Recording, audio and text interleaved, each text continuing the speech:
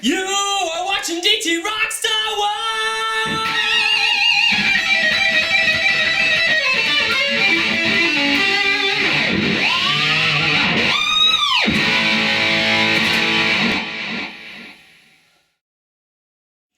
What's going on, guys?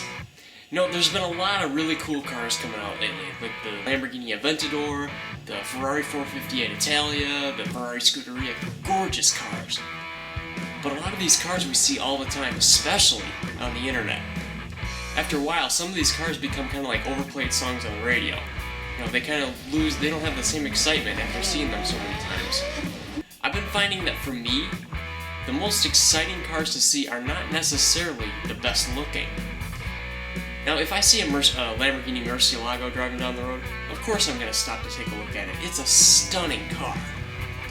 But some of the cars that I've seen in the past few years have just blown me away.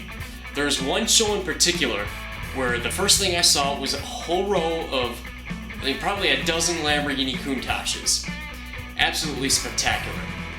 But as if that wasn't rare enough, I saw a Lamborghini Urraco, Espada, Yelpa, LM002, and even a Lamborghini Tractor.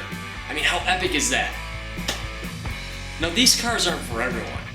But at this show, I didn't spend much time looking at the Murcielagos and the Gallardos. I could see those just about anywhere. But to me, it feels so much more special to see something like a Countach or a Miura than, say, a Murcielago. Sure, the build quality sucked, but just look at them. Now, another car that comes to mind is the Ferrari 512M. This was the last version of the Ferrari Testarossa to come out. Only 500 were made. 500.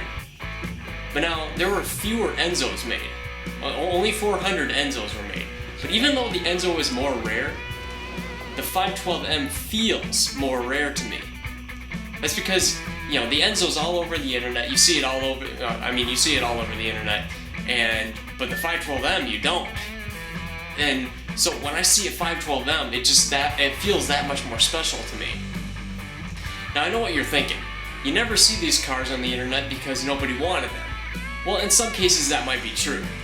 But like I said, the most exciting cars for me are not necessarily the best looking or the most mainstream.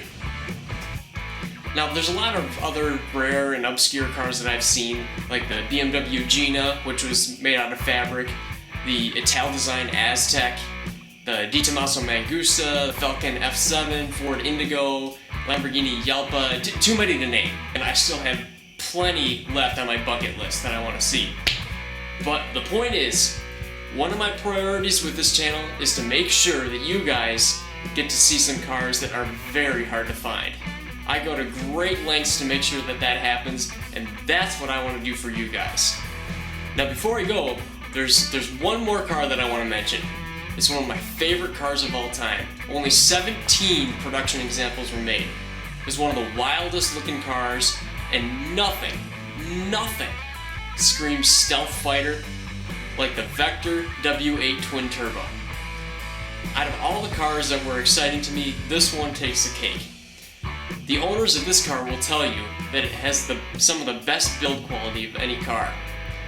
The car that followed it, which was the Vector M12, was said to be some of the worst build quality. And I think a lot of people assumed that the W8 was the same way.